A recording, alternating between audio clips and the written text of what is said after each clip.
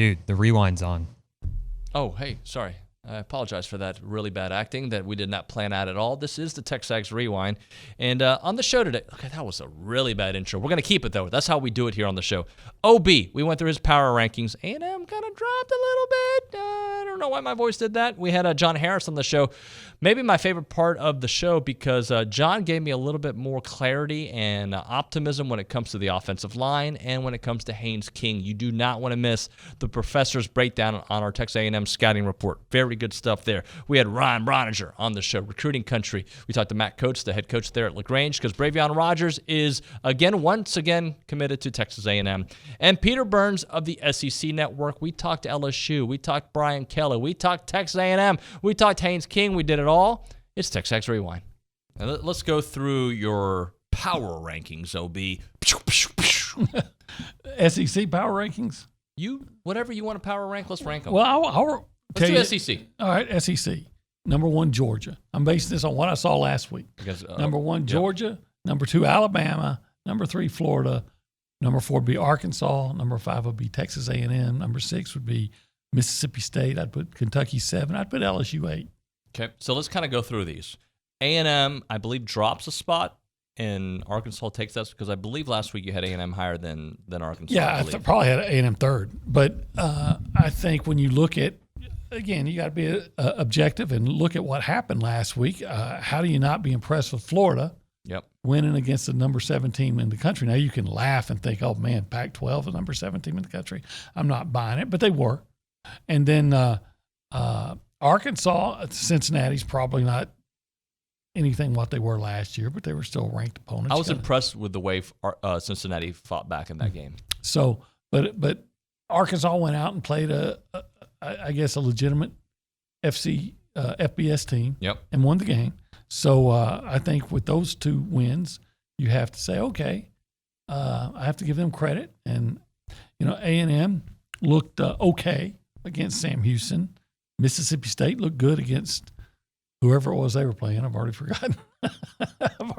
Who Memphis. Memphis, yeah. That's another team that's projected not to be as good as they've been recently. And I think Kentucky looked okay against Miami, Ohio, but LSU. That was a game, though, I believe, in the third quarter. Well, most of these were were games. Tennessee wasn't a game, but then they were playing some obscure team.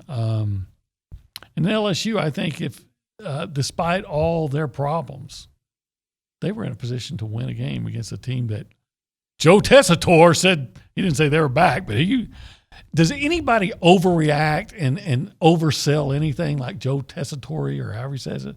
Remember, he's got says they beat a bad Notre Dame team, and he says Texas is back, and then he was saying Florida State is now this and this. You're like, come on, the dude from Fox, what's his name? One of their play-by-play guys. He overreacts a lot. Okay.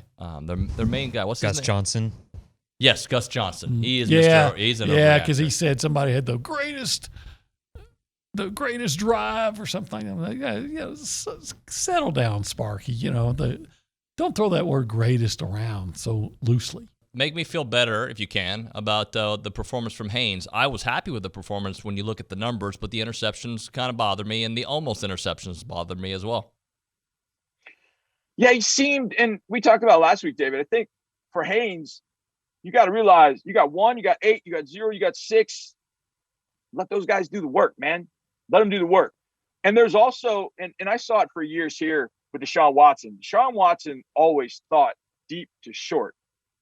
And I'd rather have a guy do that than have to no, dude, push the ball down the field. All these checkdowns are great, but I want you to push the ball on the field. I'd rather have to rein it back in. And I think Haynes pushing the limits of where does he throw the ball down the field? How often does he throw it down the field? How long can he hold it to be able to throw it down the field? I think that's all good feeling out process. So again, this week 1, I don't panic too much. I found this interesting though, in watching the game. And I was watching kind of offense than defense in some sense. There's a distinct difference between Haynes King and Max Johnson. And I didn't think that was going to be the case. I didn't have eyes on either one of them at training camp. I didn't look at Max Johnson and Haynes King. I didn't see him. I'm just seeing him on film, watching the game in game 1. And I'm like, that guy definitely is QB1. And I know Max is composed. He does some great things. His dad was a former NFL quarterback. Haynes King's the guy. Let him smooth out the rough spots. You don't always have to think deep to short. And then I don't want to say, minimize the mistakes. Push the boundaries now.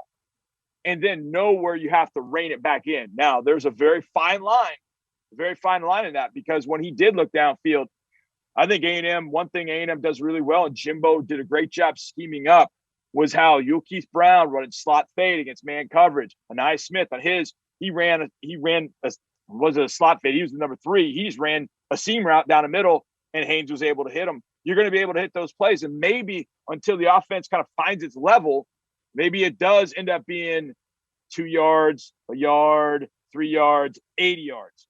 Maybe that's what it ends up being, at least up front, because Haynes does have the philosophy of going and getting the big play. But one play stood out to me, David, which if I'm Jimbo, I pull Haynes in and say, I want you to watch this play. I was reading through your interview, your transcripts with him yesterday, and one of the things that was apparent to me, how important it was, or it seemed important to the way I read it, that the A&M coaching staff never put pressure on him. Like, there was no panic. I mean, they wanted him, and they let him know they wanted him, but it wasn't like they weren't pestering, if you will. Yeah, and he said they didn't really freak out. They didn't change their tone. They didn't change their messaging. They didn't change the consistency with which they communicated with him. And it was TJ Rushing. It was Jimbo Fisher, DJ Durkin. And look, I put out some thoughts yesterday just after Bravion committed on the entire class. And when you hear Bravion say those things, and then you go back and you look at the recruitments like Gabriel Brownlow-Dindy, where A&M, they lost out on him to Oklahoma early, but they never slowed down. They didn't freak out. They continued to build the relationships, and they play the long game. And when you have those two factors that are prevalent with all these coaches that are such good recruiters, like this is a fantastic recruiting staff. And for the large part, it's because their head coach is a really good recruiter, and they place a huge emphasis on it, but it's because of those two things. They build relationships, and they play the long game, right? They didn't get mad at Bravion when he decommitted. They just kept the messaging up, and they got him back. They didn't get mad at Johnny Bowens when he decommitted. They just have kept the messaging up, and now A&M's got as good a shot as anybody at getting Johnny Bowens back. So, like, you really see the professionalism in what they do whenever these recruitments go this way. And, regardless of how it happened, the circumstances surrounding it, getting Bravion back into the fold is a big, big deal. It's a national top 100 kid. He's going to be toward the top half of a smaller class that's going to be really good. And as you start kind of projecting out where this thing's going to go, I felt like, maybe getting Bravion back might get lost in the shuffle, and it doesn't need to, because like Coach Cage said, he's a super athlete. I mean, off the charts athleticism that could have an early impact. And another thing he told me, David, was one of the reasons one of the things he wanted to see, and he saw on Saturday when he came to the A&M Sam Houston game, was the rotation of all those freshman DBs. Because remember, if you go back a little over a month, LSU was hammering him with depth chart. And now A&M took all those DBs, and guess what? All those DBs did. They all played. Yeah. Jared Kerr played. Bryce Anderson played. Jacoby Matthews. I think the only one that didn't was Bobby Taylor because he's banged up, and Marquise Groves-Killebrew banged up. So all the healthy-bodied freshman DBs of that highly touted class, they all played. So I think that really sealed the deal for A&M. And, again, you can talk to kids and parents and trainers and coaches about stuff and say, this is our vision, this is what's going to happen. But until they show up and they see it with their own two eyes to validate your messaging, then it all starts hitting home, and then you become way more trustworthy maybe than you already were. And we've seen that a bunch with Jimbo since he's been here. This is another instance of that. Yeah, no, it's certainly apparent. And let's talk about the month of September, which you think could be really good, and really over the next few days could be really good. Well, I mean, we know that Hakeem Williams has a decision date more toward the end of the month. I think it's the 24th, but I can't remember if that's exactly right, but it's around that date. That's an enormous target for A&M. And if the Aggies are able to land him, that would, as big of a get, not as Anthony Hill, but it'd be up there, right? Because you got to continue to stack these playmaking receivers. You've seen what Evan Stewart and Chris Marshall did in one game, and they all believe that Noah Thomas is coming along on that same path. So you got to keep stacking those wide receiver classes like that. look, we still maintain that we think that TJ Shanahan's close. He doesn't have a set day and time. There's a lot of the A&M commits that seem to think that something's on the horizon in terms of adding to the class. It could be TJ. We don't know that. Like I said, TJ doesn't have a set date and time that he's announced that he's going to announce. But we still feel like TJ Shanahan's out there. I think they're close on some 2024s, some big-time 2024s. And you start looking ahead to that, especially like in the city of Houston. I think A&M's set up to have a really nice run in 2024 in Houston again. So, I mean, they could – and then what kind of impact does a Saturday night against Miami at Kyle Field have on a random kid or two that may be committed elsewhere or maybe have a decision date further down the line, and what kind of impact does that have? So I think September could be as impactful of a month on this recruiting calendar as any, until we get to December, and then you start having kids sign on the dotted line. You have official visits come in late and all that kind of stuff. You're trying to close out a class. But you're at 10 right now. By the end of the month, could you get to 13 or 14? Certainly. What did you make of the entire media exchange yesterday with, I forget the reporter's name, but with Brian Kelly and just the awkwardness and the tenseness and what it might mean with his relationship with the media there, if it means anything at all? Yeah, I mean, it's Lee Van is the reporter's name, and she works for The Advocate. And what people don't understand is that, Brian Kelly's been actually great with the media, been kind of joking around all off season. He's actually got a pretty good sense of humor. So, for those who were there in the room, it was Brian Kelly was giving everybody a little bit of fun hell, going, hey, everybody's here a little bit late on a weekend, blah, blah, blah. And then he's got a relationship with Lee, and Lee asked, he's like, well, maybe if you would have won, it wouldn't have been a big deal. And so Brian Kelly had kind of a stupid joke about everybody being late. Lee kind of, probably took it a step too far, going, well, you probably should have won. And Brian Kelly didn't react to the joke great, right? Like, he could have totally said, hey, fair point. You know what? That's on me. I should have won this weekend. But he kind of made it awkward. So, again, everybody's blowing it up. I mean, I just saw Stephen A. Smith and Marcus Spears do a whole segment on it on First Take, and I'm like, none of this is not the media going after Brian Kelly. This was, in fact, Brian Kelly and the reporter were joking about it afterwards. So it's much ado about nothing, but it is fun to speculate on social media as always. You got that. Hey, what do you think about this App State A&M game? You think it's going to be a good game?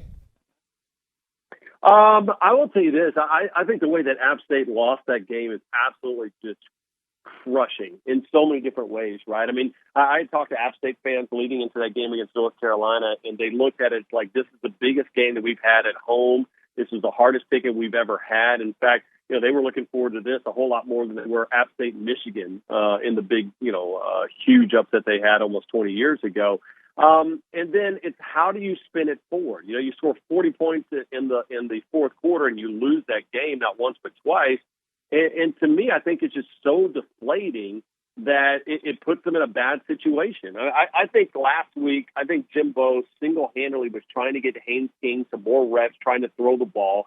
And what he ended up doing is kind of abandoning the run. I mean, he's kind of said as much that he wants to get the run game going a little bit more. So, to me, I think this is everybody around the nation is going to get punch drunk on App State and how good they looked in the fourth quarter. Aggie's defense is a whole hell of a lot different than what North Carolina's defense is. I'll say that. Well, that's going to do it for TexAgs. Not for the company, just for this particular rewind. So appreciate everybody liking, commenting, subscribing, and sharing. If you have not done that and you're still watching the video, I want you to explain to me down below why you haven't liked, commented, subscribed, and shared. Tell me that. Thanks so much for watching.